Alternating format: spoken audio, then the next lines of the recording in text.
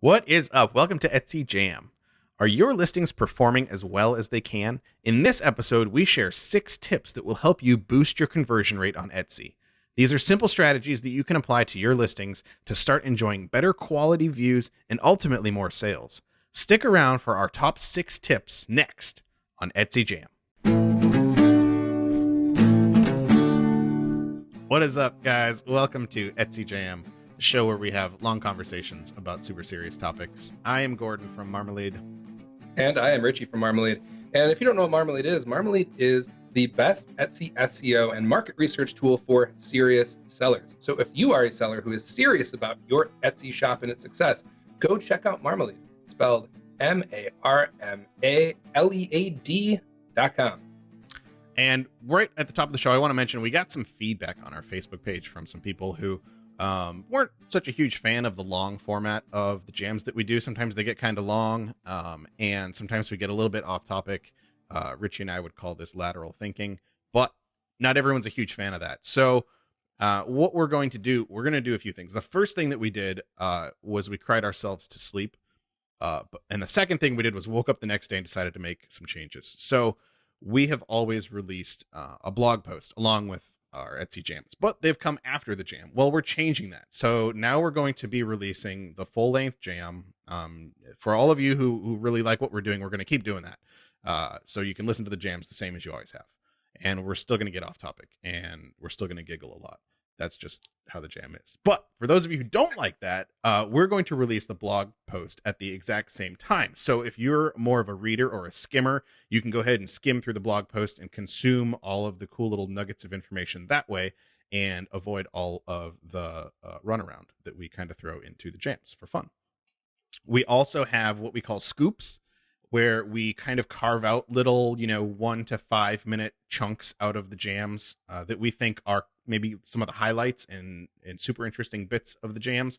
And those are going to get released at the same time as the blog post and the jam as well. So like all this stuff is going to come at you at the same time. And then lastly, another thing that you guys can do too, if you're finding that, say, you have a 45-minute commute and the jam happens to be like an hour long and it just doesn't quite fit nicely into your commute and you're finding yourself not finishing things and whatever, totally get that, because I was there at one point too. I listened to a lot of podcasts, and in order to fit them in, what I used to do is listen to them actually faster than they are. So a lot of podcast players like Overcast for iOS will let you set the playback speed of the podcast that you're listening to. So you can crank up the podcast to be like a 1.5 or 1.75 times speed and, finish an hour-long show in 45 minutes. Or if you want to do 2 times speed, you'd have it done in half an hour, which might be an option for some of you that really enjoy listening to the entire thing, but are able to think faster than Richie and I can speak. So there's that too. But I digress. What are we talking about today, Richie? Well, I don't know. I think we're going to talk about 6 tips to boost your conversion. Nice. Boosting conversion sounds like a good thing. Conversion doesn't sound like a bad thing, but what are we converting? What are we converting? It's a great question. We are convert views into sales, right? Because the point is not necessarily more traffic. In fact, you could have less traffic but more sales if you have a higher conversion rate. So conversion rate is really the most powerful thing you have going in your shop, because that's where the rubber meets the road. Mm-hmm. Conversion rate is your sales divided by your views. Yep. It's a good number to keep track of. A lot of people will talk about this and a lot of people will point to this, and if you want to graph something out and keep track of something, it's a good number to pick. Absolutely. It is a really good indication of the health of your business, more so than your overall views or traffic numbers. Yeah. Because again, this is really what it comes down to. Sales, yeah. There's a number of sales, but there's really how many of these views are you converting to it? Yeah. And I would look at this not just on a shop level, but on a per listing level, and just kind of keep somewhat of a tab on it. Don't obsess about it. Yeah. And let's see. So Etsy also suggests targeting a 3% conversion rate. Yes, that's a good point. You will hear a whole lot of different opinion out there about how that's too high, it's too low, it's unrealistic because everyone's not a buyer. Yes, all that is taken into consideration, And that's pretty much an industry standard for retail e-commerce, is about, a target of 3%. Now, the outliers, if you're familiar with that term, the best in class ones typically can be something like 3 times as high as that. But do not be discouraged, right? That's a rare class. Yeah. Otherwise, the kind of average across Etsy is more like 1%. Yeah, and that's actually what we have seen through our shop fitness calculator that we have too, where people will, they'll enter their total number of views over a time period and number of sales over a time period, and that's one of the things that we'll look at with the calculator. And so across that entire data set of all these people, going through that process, it definitely is. It's almost exactly 1%. It's amazing how close it is to 1%. And it's pretty uniform across the board too. There's not a whole lot of variety with the percentage that comes back for that. So you're probably going to be in the same boat as most people, where if you calculate out your conversion rate, you're going to be around 1%. Yeah. So why is that, Gordon? Why is it so low? Why is it so low? I mean, it could be for a lot of reasons, right? Like there's a lot of reasons why your conversion rate could be low. And we're going to go through some tips today that hopefully are going to help you bump that number higher.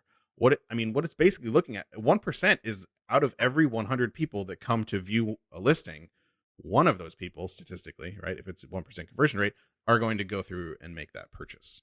So that is kind of a low number when you think about it, right? You're thinking, I've got 1,000 people that are coming in here and looking at one of my listings. Only 10 of them are actually going to go follow through and make a sale. Right. Whereas if you have 3%, yep. I mean, you're going to get 3 out of 10. So you're going to get 3 times the sales by changing one thing. Yeah. One, lower level number there, which it makes it really powerful because you didn't change your views, you didn't change anything else. You just changed how well you're converting those views to your listing into a sale, which makes it pretty powerful. Also, the average is not really where you want to be. Think of it as, if you're in the US or anywhere else that uses the letter grade for school, a C is average. Is anyone too excited about a C? Does a C get hung up on the fridge very often? Probably not.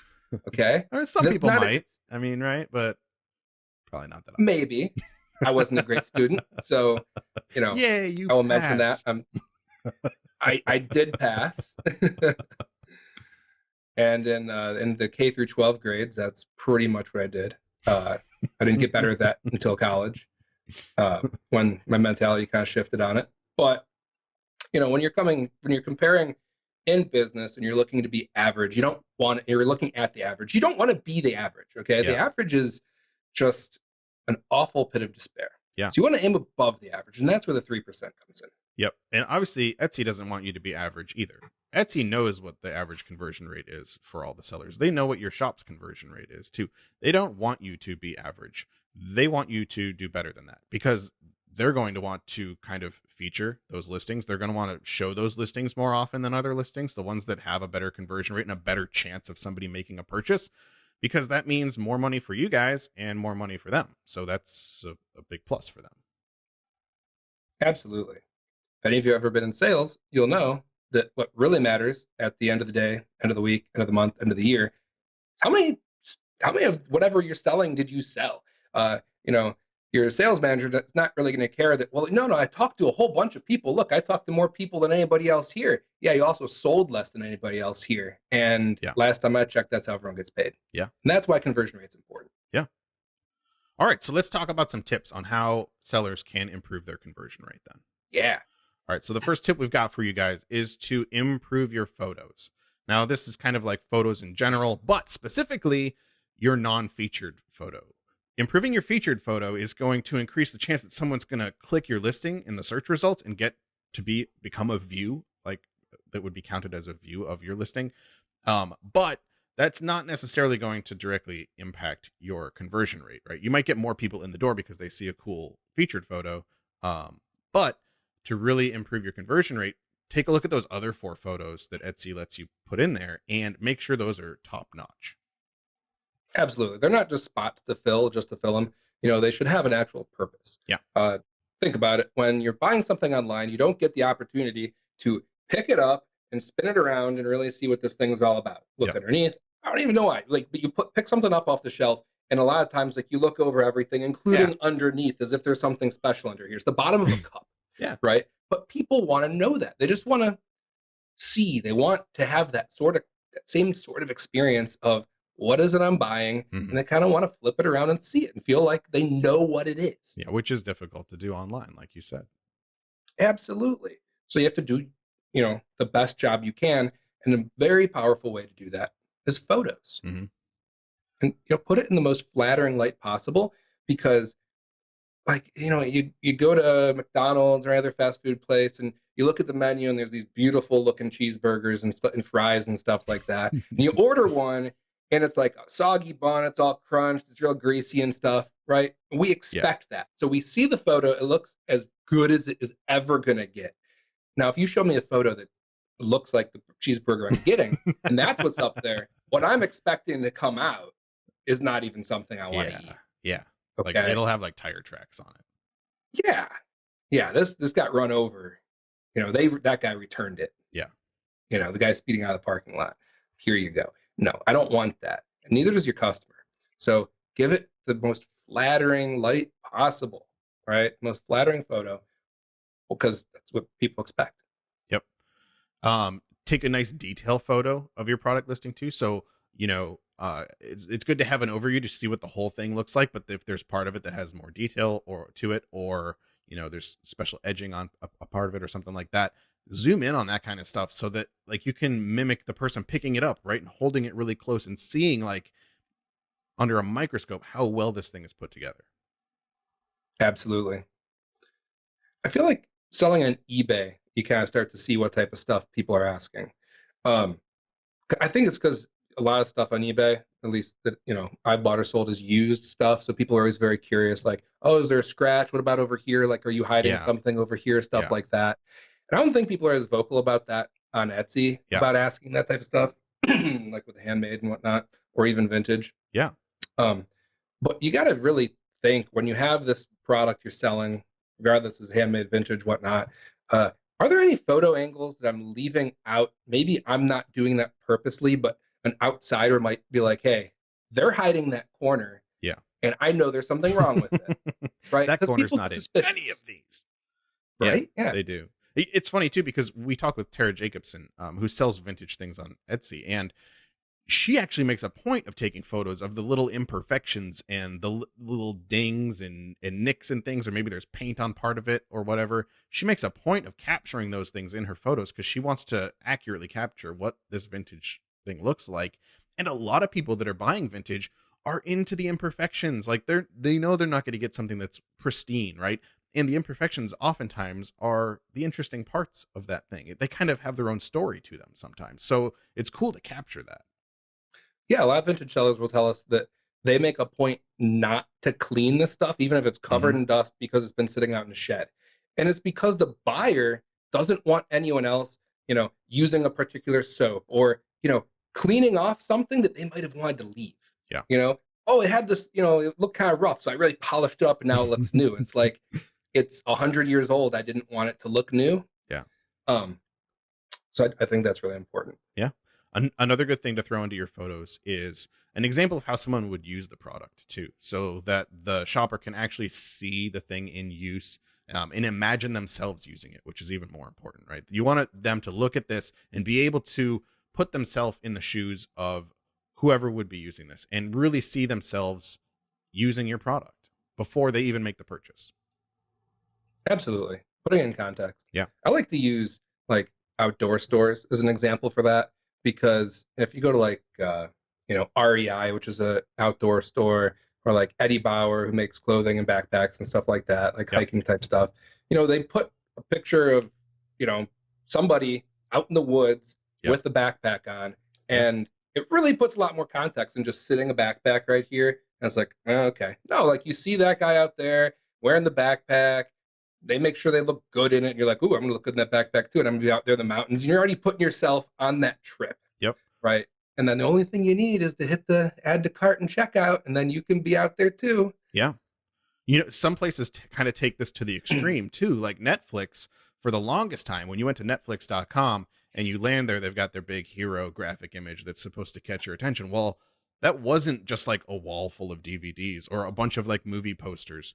The big picture that they had on the front of their website was a family sitting on a couch watching TV. You never actually saw the product at all in that picture, but they're selling you on the experience. They're selling you what you're going to get, which is a bunch of happy quality family time sitting in front of a TV eating popcorn together.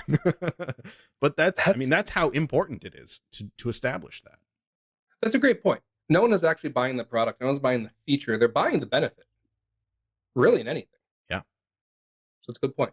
Netflix, you're not buying, access to watching these. You're what you're really buying is some downtime, some entertainment, whether it's yourself cruising through them, binge watching House of Cards or something, or you got some family time going on, like you were just mentioning, Gordon. But that's really what you're buying. Yeah, it's not about the rest. Absolutely. It's so number one, you have to understand what your customer's experience is going to be with your product, but then show that back to them in your photos. And you don't have to do it in every single photo, but at least do it in one of your photos.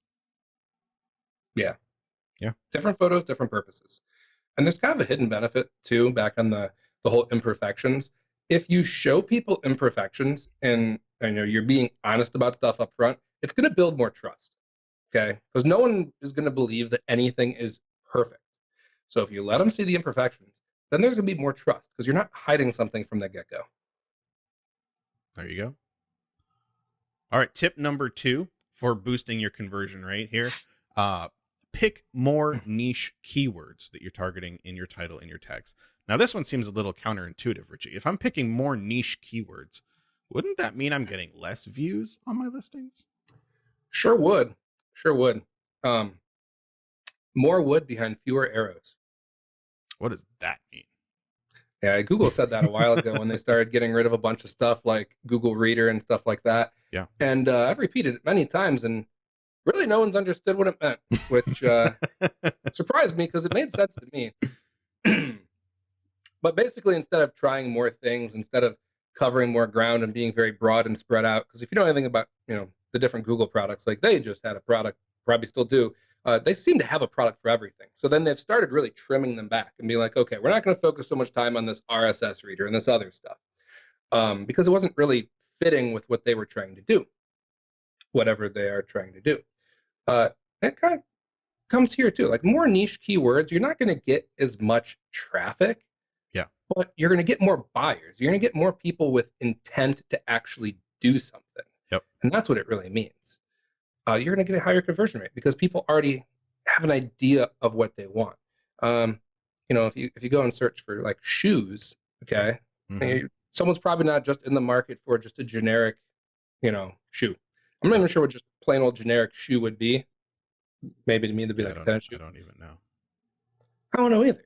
But I mean, you're looking for slippers, running shoes. What are you looking for here? You're looking for something, dressy. Like even then, it's like, well, okay, shoes. You're looking for men's shoes or women's shoes? Yeah. That seems like an important one too, and that's very broad. So you start more niche, and you're looking for, maybe like minimalist running shoes, right? You want like a real lightweight, something like those ones with like the toes on them. I don't remember those things are called, but those seem to be popular for a while. Yeah. I don't know what they're called either. I've never had them. I haven't either. Yeah, I had a friend who had a pair. See? He liked them. It felt like for a while they were popping up everywhere. Oh, yeah. Vibram. That's what they are. Vibram. That's what makes them. Vibram, like Vibram foot gloves. There you go. I don't think that's what they call them. But for anyone who hasn't seen these things, they're kind of like those like rainbow colored socks that like have holes for your toes go into individual glove type things for your toes, but they have like rubber on the bottom as a shoe. Yeah, like real thin rubber. So actually a shoe, and the idea is they're minimalist, so people that want to like run around or walk around with very little between their feet and the pavement and don't have like the different arches, because there's a belief that wearing shoes are bad for your feet overall and stuff like that, and we're meant to walk around like barefoot, but out in the real world, there's like broken glass and like oil from cars and all sorts of bad stuff you actually don't want in your feet. Right. So they did that. But again, like that's very niche, right? So someone that is looking for, flip-flops is not going to be searching for those shoes. So by the time someone is searching for those shoes, you've really narrowed down the market. Yep. They've got an idea of what they actually want. Yep. And this is something too we've talked about in our guest podcast with Joanna. So if you want to hear a little bit more about, the concept of niching down and decreasing your views, but maintaining your sales by increasing conversion rate, or even increasing sales because you're targeting the right kinds of people, we cover it in that episode too. Do you know the episode number? I do not. All right. Joanna, you'll have to search that one out on the blog. Marmalead.com/EWD marketing. Yeah. Yep. EWD marketing. Marmalead.com/blog/Etsy jam, and you'll find it. But I think it's a hyphen between Etsy and jam. There is Etsy-jam. There you go. So now that we've completely lost you, we'll move on to tip number 3, which is to avoid spammy views. So, all right, let's see. How would I go about avoiding spammy views with my listing? It sounds like a good thing to do. Spam is a bad thing. Nobody likes spam. People don't even really like to eat spam normally. I guess some people might. Like my dad likes spam a lot, but I've never enjoyed it. So how do I avoid spammy views? Well, first of all, don't invite people to, click your items or into your shop that have no interest in buying. And think of this like you were running, a physical store. If you said, hey, world, there's going to be free pizza in my shop on this day, you're going to get all sorts of people to come into your shop for the pizza, have zero interest in whatever you're doing. Yeah. Right. Or like, let's say you have a gym. I like using gym examples. And since I said pizza, so like, let's say you have a gym and you want to get people to sign up for the gym, and you are offering free pizza.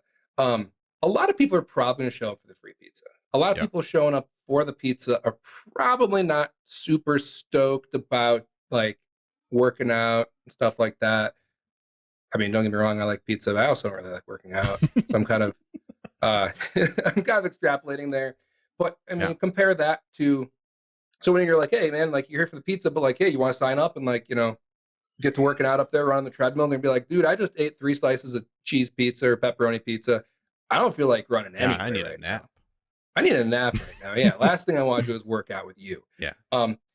Flip that around, and if you invite people into your gym and you're offering, some sort of like healthy smoothie fitness stuff, you know what I mean? Like you're going to get a crowd that's into that kind of thing.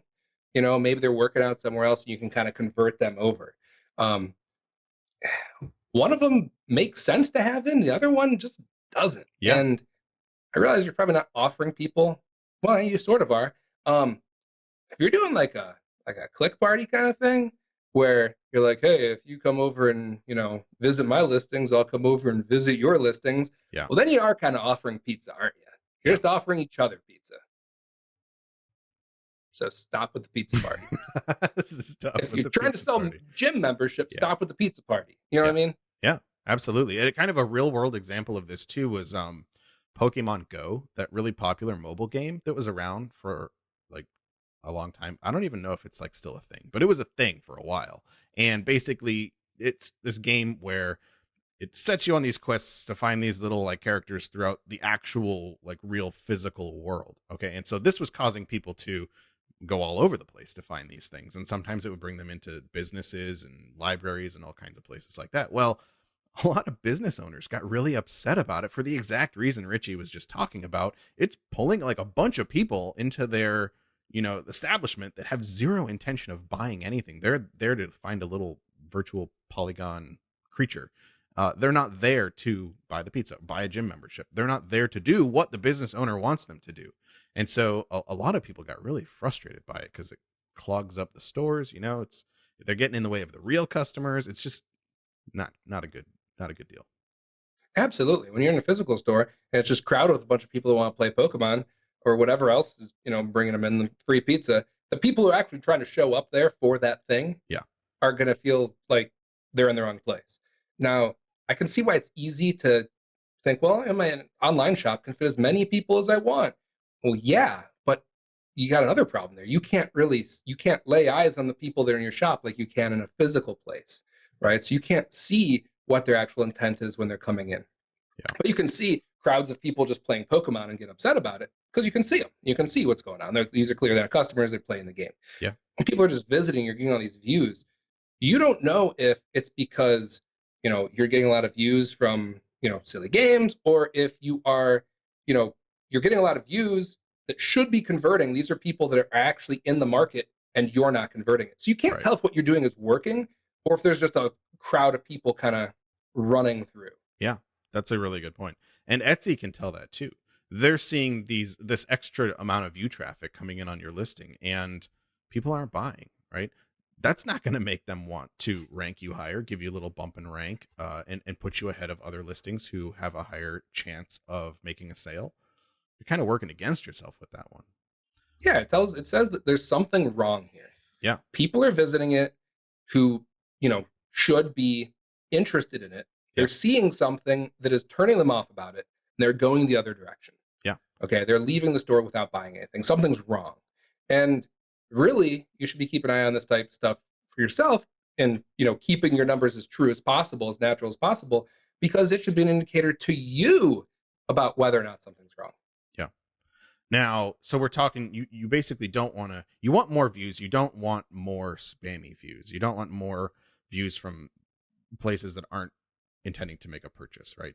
And Right. sometimes people get caught up here a little bit with this concept of bots, right? So I don't want a whole bunch of bots crawling my listings. I don't want the views from those bots who obviously aren't going to make a purchase. If one ever does, certainly let us know, because that would be a pretty cool story to feature. But when I say bot, what am I talking about here? Okay, so Google, for example, in order to build their huge repository of all these websites that you can search against, needs to actually go to all these websites and see what's there and what content is there, and so that Google can keep track of all of that, and when somebody types something in, they can direct them to the right spot. And they do that by using bots. Well, Google's not the only one using bots. There's a bunch of other search engines out there that use bots and other web tools and all kinds of things. So there's bots that are out there that are scouring the internet for information that they can it's called indexing, and they save it up on their side. Now, there's a difference here too, because Etsy knows when this traffic is coming from a bot. They know when the traffic is coming from themselves. They know when the traffic is coming from Facebook and Twitter. And you can see this when you go into your shop stats and you look at your traffic sources. Etsy knows where the stuff is coming from, and they know what's legitimate traffic and not legitimate traffic. So don't get too freaked out about the fact that you will probably see some traffic in there from these bots, these weird websites that are crawling your listings.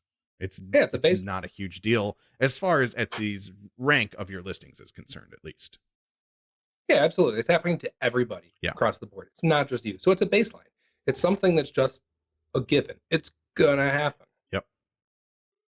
So you want to avoid is like weird spikes in, traffic, click party type stuff, things like that, where it starts to stand out as like something's going on here, but it's not really getting us anywhere. So something's wrong kind of thing. Yep. Yeah, there's a time to stand out and there's a time to not. Mm-hmm. And what you want to stand out for is having a really high conversion rate, or having a lot of views that also convert a lot. That'd be fantastic. Absolutely, it absolutely would. And so how else can we do that? Tip number 4 of 6 is answer your customers' questions in your descriptions. Answer their questions before they ask you them, before they reach out to you on Etsy and ask these things, or in some cases don't reach out to you. But answer as many of those questions as you possibly can for them in your descriptions of your listings. Yeah. Can I customize this? If it's something handmade, can I customize it? If it's something vintage, did you clean this? Did you polish it? Did you do any sort of, what's the word, restoration of this thing on your own? Because that's going to prompt more questions. So make sure you answer that stuff. Be like, hey, so if it's vintage, for instance, because people say, hey, do more vintage stuff. So here's a vintage thing that we've picked up from conversation with different vintage sellers. Tell them the story, like where you found it. Yeah. Right? Where'd this thing come from? What about the story do you know? Yep. This thing has been sitting out in the shed over here for, however many years the person said it's been out there. Maybe they knew and now where it came from before that. But very importantly, what'd you do to it once you got it? Did you dust it off? Did you wash it with bleach? What'd you do? Because they want to know. Yeah. Yeah, that's a good point. And even some of the things that you have in your shop policies or your shop about page and things like that. it might be worth pulling those things forward so that you can talk about those things in the individual descriptions, because newer shoppers on Etsy aren't necessarily going to know, how to get to your about page and read, what your backlog is, and that you're on vacation and that you're not shipping for another 2 weeks for things. They might not know to be able to do that. They might not know how to get to your shop policies and read about some of the things that you talk about in there too. So, anything that you think is important, anything, especially if you've gotten feedback from any customers and they've asked you any questions about listings, other people probably have those same questions. So that's a good chance to pull those things forward and put those in the actual descriptions, so that when they have that question, you're already answering it for them. It's much more proactive that way. I will say though, I'm not a big fan of like pasting your entire shop policies in there. Maybe like direct them. You can direct them to those things, but don't make it overwhelming either. Yeah. Because I think of the last time someone like presented you like a really dense, big, thick document. You're gonna be like, yeah, I'm not gonna read this. That sounds complicated. I'm gonna go over here where it seems simpler. Yeah. So make sure it's still very friendly. Like definitely answer the questions, be conversational about it, and if there's like a lot of different questions that like about your shop and stuff like that in general, direct them to like your policies where you could answer the rest of those. Yeah, that's a really good point. You're going to want to make sure it's readable, very readable, and it's easy for people to skim and find the bits of information that they're interested in. Other people do this with putting like little delimiters and things like that, like maybe a bunch of like tildes or dashes or whatever in their descriptions. Check out how other people are doing it and try to pull some ideas from that too. But it's important to make sure that it's super duper readable. Like Richie's saying, you don't want to just copy paste your whole policy in there and just like blow up your description and make it huge. Yeah. A lot of stuff in the policies aren't exactly overly friendly stuff either. There's a lot of like disclaimer and stuff like that. And really, no matter what the product is, once you start reading disclaimers, it's really kind of a turnoff. Like it's really depressing, all the things. Like, hey, we're not liable for this, and this could happen, that could happen. You risk serious injury or death. And it's like, what? What's going on? This is a coffee cup. Like what? Yeah. It's a lethal coffee cup, man. Right? But it seems like whenever you start digging into the disclaimer on different things, especially physical products, since there can be so much liability in physical products, it starts to get depressing. Some of these things are necessary, but don't lead with that. When the description is kind of leading with that stuff. Oh yeah, definitely. I would say if you're answering questions in the description, don't put them at the very beginning of your description. I would still keep my description as it is, right? Where you're trying to sell them on the thing. Describe the product. That's the number one thing you want to do. But when you're answering these questions, I'd definitely start tagging them towards the bottom, because that's where after they start learning about it, that's where they're really going to be having these questions, is as they get farther and farther down in your description itself. And you can kind of weave questions in there too. So if you're starting to talk about it, about the product, and then like there's a related area right there, like, so you're probably wondering, like, hey, pictures on a coffee mug. Probably wondering, is the dishwasher safe? And it is, right? So you could put that in there while it's in their mind, like while this thing you have on there, it might be building a question in their mind. You could answer it right there, instead of putting it in the bottom. But it really depends on what is the question, what does your description look like, and really kind of where everything's going to go. Yeah. And use customer feedback to keep guiding you on this too. So if you are answering a question in your description and people keep asking you about it, they're clearly not seeing what you wrote there. So maybe pull it out and put it somewhere where it's more visible, and just kind of use that feedback from people to keep tailoring your descriptions and adding the right stuff to them. Makes sense. Tip number 5, tell your customers to buy and tell them what the next steps are. That makes sense. Tell them to buy, tell them next steps, and let them know how to buy also. I think something that everyone takes for granted is that everyone knows how these things work. Oh, add it to your cart, and then type in what the customization you want to be, or like pick the color, the size, all this other stuff.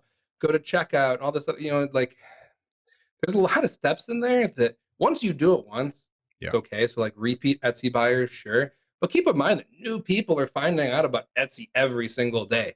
And everyone doesn't always start out all that online savvy. They don't exactly know what's going on. So kind of let them know about that stuff. Yep.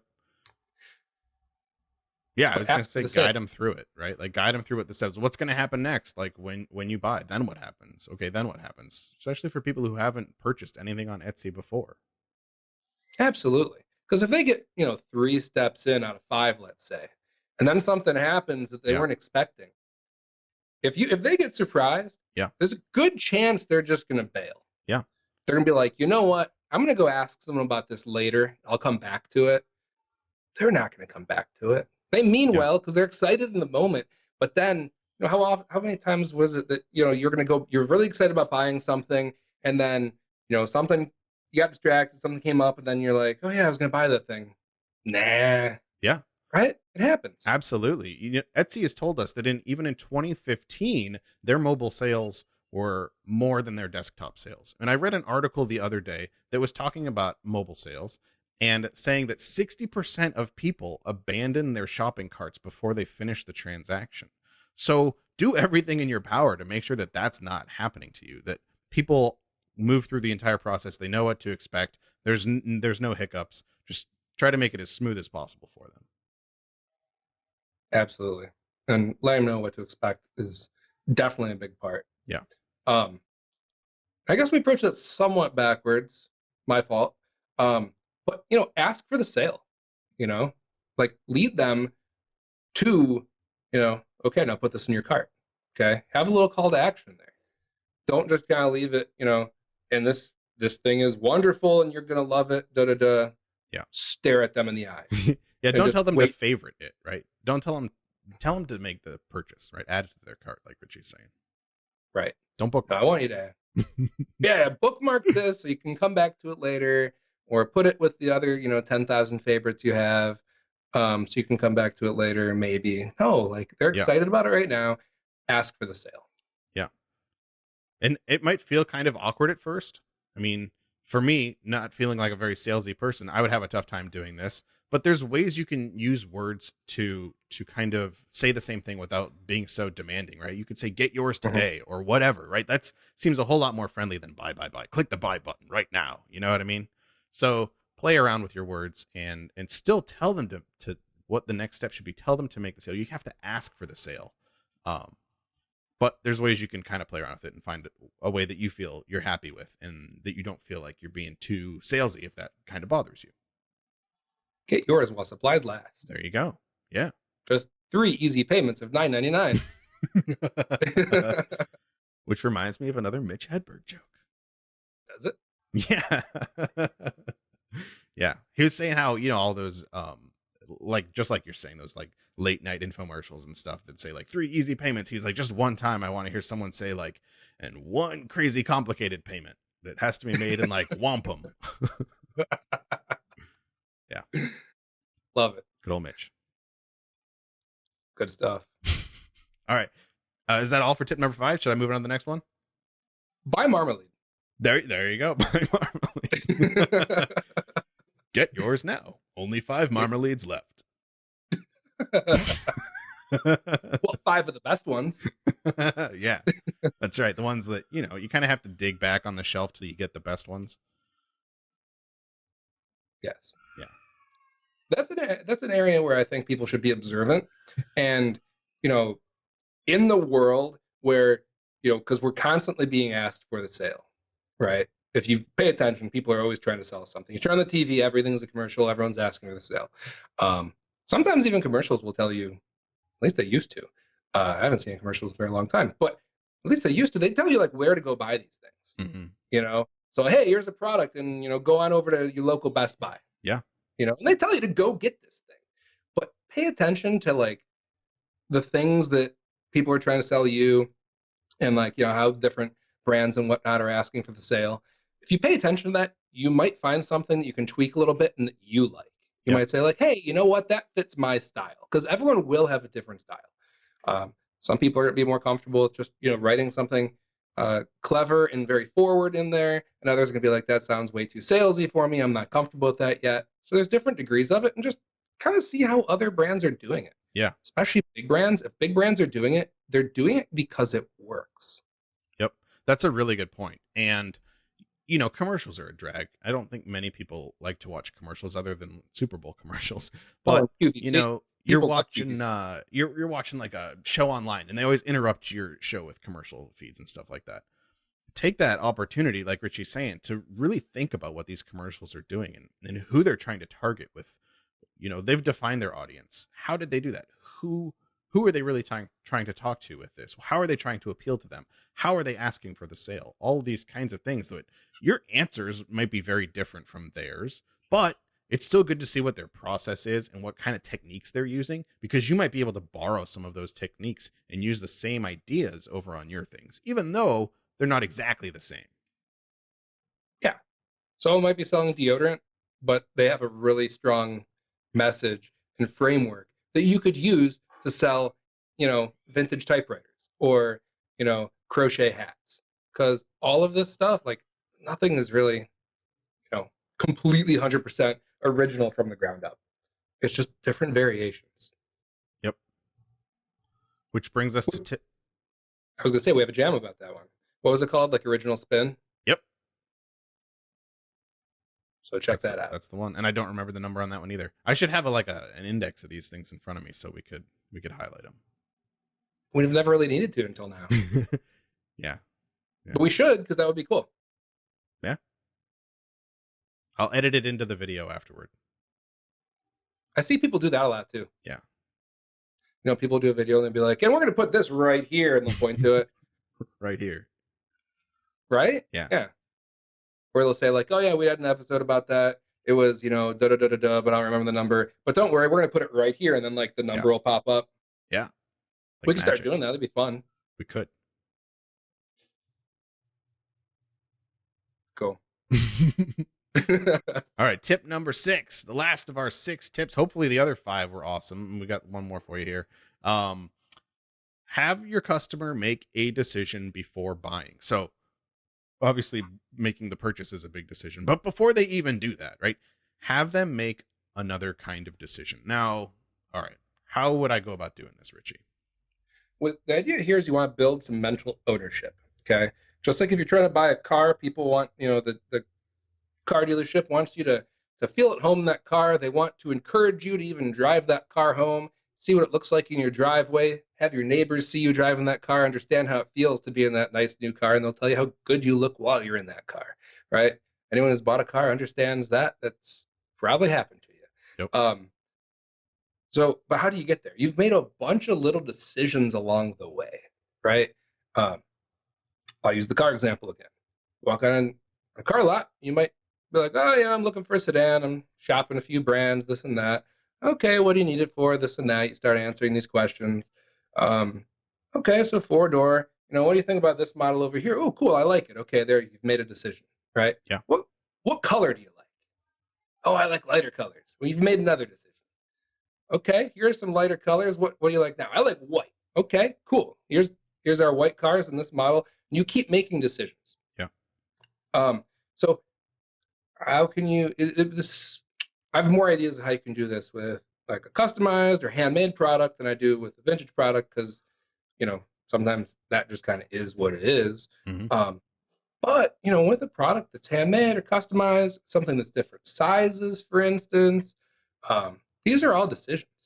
Yeah. If you're selling a T-shirt, well, the person's got to pick their size. Maybe they've got to pick the color of the shirt. Maybe they have to pick. Maybe they have a different choice. Yep, I'm done with that. Maybe they have to pick. Maybe if they pick, like a gray shirt, then the image on there has a slightly different background or something like that to go with it, or something like that. I mean, it's different ideas. But the more you can customize these things, the more decisions you're making about it, the more you're building up this mental image of them with the product, right? Yep. So this whole time that they're making these little decisions about the car, they're thinking about themselves and whether or not they like this car. They're thinking about, will I look good in this? How do I look in this? What will people think of me in this? Yeah. Right? That shirt. Oh, how is that shirt going to look? And this is something you don't have to tell them to do either, right? Like, you don't have to tell them, like, we want to tell them to make the purchase, right? Close your eyes, unless you're driving, then don't close your eyes. But if you're not driving, close your eyes and think about the last time you saw an Apple ad that had a bunch of iPhones next to one another, and they were all the different possible colors of iPhones. All right. I'm sure pretty much everyone can do this because Apple does it all of the time. And it's a really subtle way of having the customer make a choice. When you see like 4 or 5 iPhones next to one another, and they're, you know, the white, the black, the space gray, the rose gold, whatever, you're subconsciously picking one. What's your favorite one? Well, that one looks nicest. I like that one, right? Apple doesn't like on the page have you pick a drop down. The first thing you do is, what's your favorite color, so we can tailor all of the other photos to it. No, they show you one with them all next to one another, and they know that just by looking at it, you're going to pick one naturally and have already made a decision about the one that you think looks best. That's a great example, and you can weave that into how to ask for the sale too, because you can show them these things and say, so which one are you going to take home? Yeah. You know, Yeah. which one are you going to get? I mean, how many different times have you heard people just kind of having fun with, you know, just kind of hypothetical, like, hey, you know, would you rather go on vacation to Paris or Rome or something like that? You know what I mean? Like, people like to play that kind of thing, so it's not real confrontational. It's not like, oh, I just bought a trip to Europe. Yeah. You know, so like, hey, which Apple phone would you get? Which one do you like? And it just kind of gets you closer to it. Absolutely. Is that all we got for tip number 6? I think so. All right. Extra little bonus piece of information for you guys, though. So if you sign up as an entrepreneur for Marmalead, you have access to a bunch of courses that we've put together for entrepreneurs. One of those being Marmalead's copywriting course. Now, a few of these tips that we talked about dealt with descriptions and things that you should be doing in your descriptions.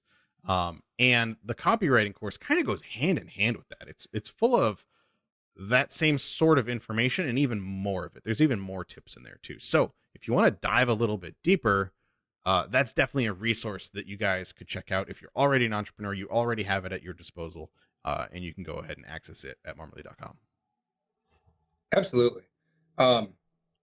It'll help you really get into the framework of writing descriptions. It uses what's called an attention, interest, desire, action framework. We pronounce it ADA. It's a really popular one out there with copywriting. It's really simple. You can follow it with basically any communication you do. Mm-hmm. And once you get used to doing this, the descriptions, I know a lot of people get anxiety about writing descriptions and how to do stuff. The anxiety will go away as you practice this. But a lot of these tips and more are in there. And descriptions are just so important. Yep. You know, photos, they're going to draw you in, they're going to show you everything, but the descriptions are really going to bring that home. They're really going to, you know, get your items sold. Absolutely. So if you're not an entrepreneur and don't have access to the library, go ahead and upgrade, get in there, do your copywriting course. Yeah. Right now. And like Richie said, it's focused on copywriting, but like he said, it pertains to any kind of communication that you're doing. So photos actually fit into that too. And it's kind of cool when you look through the copywriting course and that ADA method that Richie's talking about of attention, interest, desire, action. You can apply some of those same things to your photos, just the same way that you can apply them to your descriptions. And it gets really interesting when you start thinking about things that way too. Absolutely. It's really a framework, you know, for communication, whether it be visual or written communication. It is a nice way to do it. Yep. And it's not necessarily salesy. It's because really good sales isn't what we term as salesy anyway.